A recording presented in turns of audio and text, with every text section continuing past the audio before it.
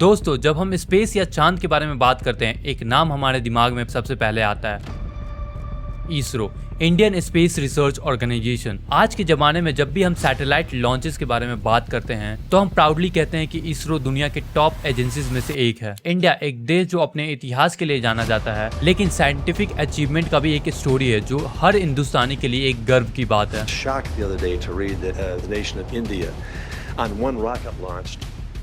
deposited more than 100 satellites in space. ये कहानी है इंडियन स्पेस रिसर्च ऑर्गेनाइजेशन यानी इसरो की।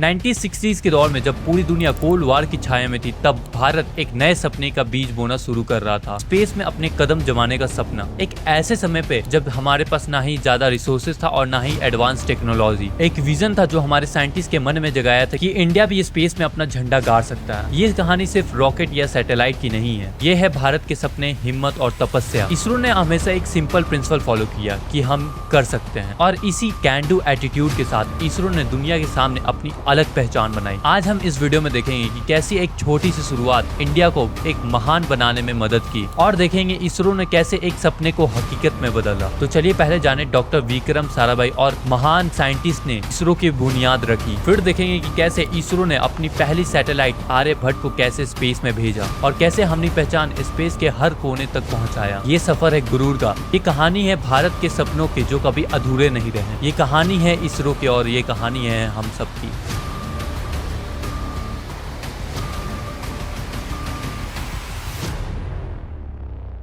10, 9, 8, 7, 6, 5, 4, 3, 2, 1, 0.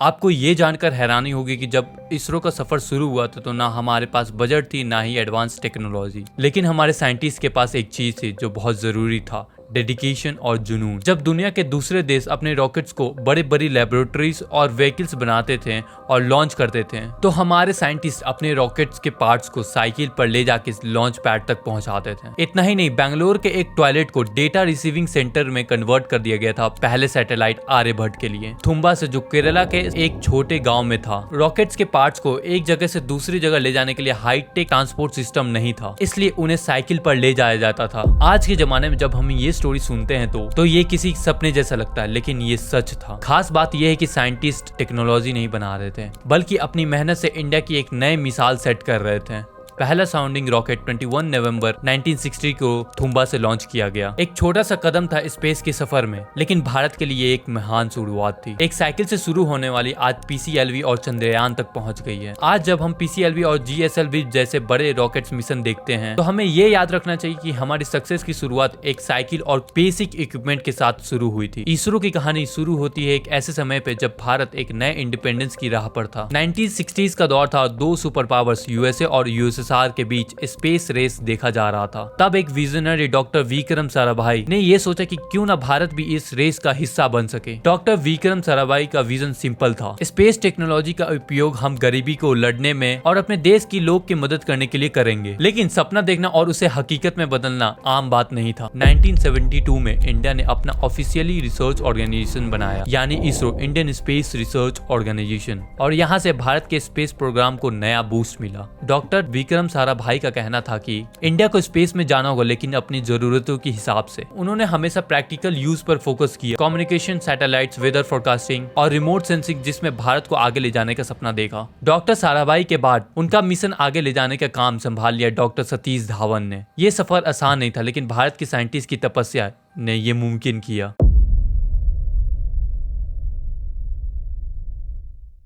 इसरो के लिए पहला बड़ा माइलस्टोन आया 19 अप्रैल 1975 को, जब भारत ने आर्यभट्ट को सोवियत यूनियन के मदद से स्पेस में भेजा। भारत का पहला कदम था स्पेस में अपनी पहचान बनाने का, लेकिन आर्यभट्ट सिर्फ शुरुआत थी। इसरो के साइंटिस्ट ने अपनी टेक्नोलॉजी को और एडवांस किया। 1980 में भारत ने अपना पहला सैटेलाइट डेवलप किया। रोहिणी सैटेलाइट को SLV-3 के जरिए ऑर्बिट में भेजा गया। यहाँ से इसरो ने दुनिया को दिखा दिया कि हम अपने रिसोर्सेज से कुछ भी करने में सक्षम हैं। लेकिन असली सफर शुरू हुआ PSLV के आने के बाद। Polar satellite launch vehicle. PSLV ने भारत को एक कंसिस्टेंट सैटेलाइट लॉन्चर बनाया। 1994 में पहला पीएसएलवी सक्सेसफुली लॉन्च हुआ और 2013 में पीएसएलवी ने वो करके दिखाया जो आज तक सिर्फ दुनिया के चुनिंदा देश कर पाए हैं। एक ही बार में 104 सैटेलाइट को स्पेस में भेजा गया। इसरो के ये मिशन सक्सेस ने हमारे देश को स्पेस में एक नया मुकाम दिया।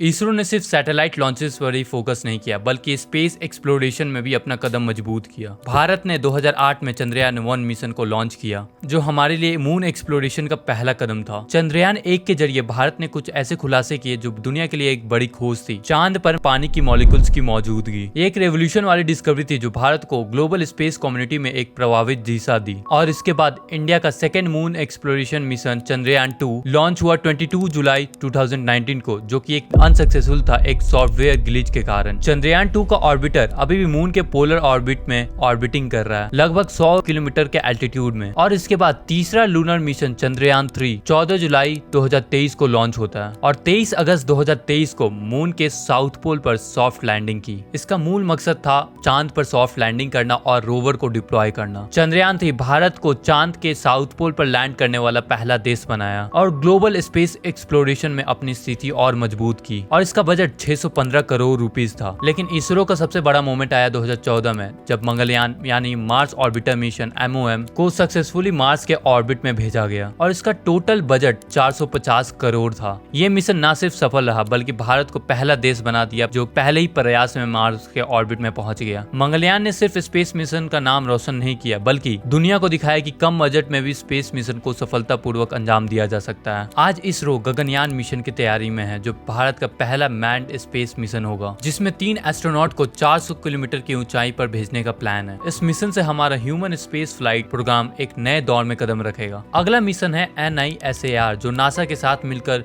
डेवलप किया जा रहा है। ये dual frequency synthetic aperture radar satellite होगा जो अर्थ को हर 12 दिन में मैप करेगा। इससे हमारे इकोसिस्टम, ग्लेशियर मूवमेंट्स और नेचुरल डिजास्टर जैसे सुनामीज और अर्थक्वेक की जांच करने में मदद मिलेगी। फिर आता है शुक्रयान 1 जो वेनस ऑर्बिटर मिशन है। ये मिशन मार्च 2028 को लॉन्च होगा और इसका गोल वेनस के एटमॉस्फेयर को स्टडी करना है। ये भारत का पहला प्रयास होगा वेनस की मिस्ट्रीज को समझना। उसके बाद मंगलयान 2 जो मार्स ऑर्बिटर मिशन का दूसरा हिस्सा होगा। ये मिशन मार्स के सरफेस और एटमॉस्फेयर को डिटेल्ड स्टडी करेगा और इससे हमारे पहले मंगलयान मिशन से भी ज्यादा इनसाइट्स मिलने की संभावना है। तो ये थे कुछ भविष्य के मिशन जो इसरो के थ्रू हमारे लिए नए हॉरिजन्स खोलेंगे। भारत स्पेस एक्सप्लोरेशन में अपना नाम रोशन कर रहा है और हम सबको इस सफर का हिस्सा बनने का मौका मिल रहा है। आपको इन मिशंस के बारे में क्या सोचना है कमेंट्स में हमें बताएं। ये थी इसरो की कहानी A humble beginning to becoming a space super power। और ये सफर अभी रुकने वाला नहीं है। तो इस वीडियो के लिए मैं यहीं अलविदा लेता हूँ। मिलूंगा नेक्स्ट वीडियो में न्यू टॉपिक के साथ।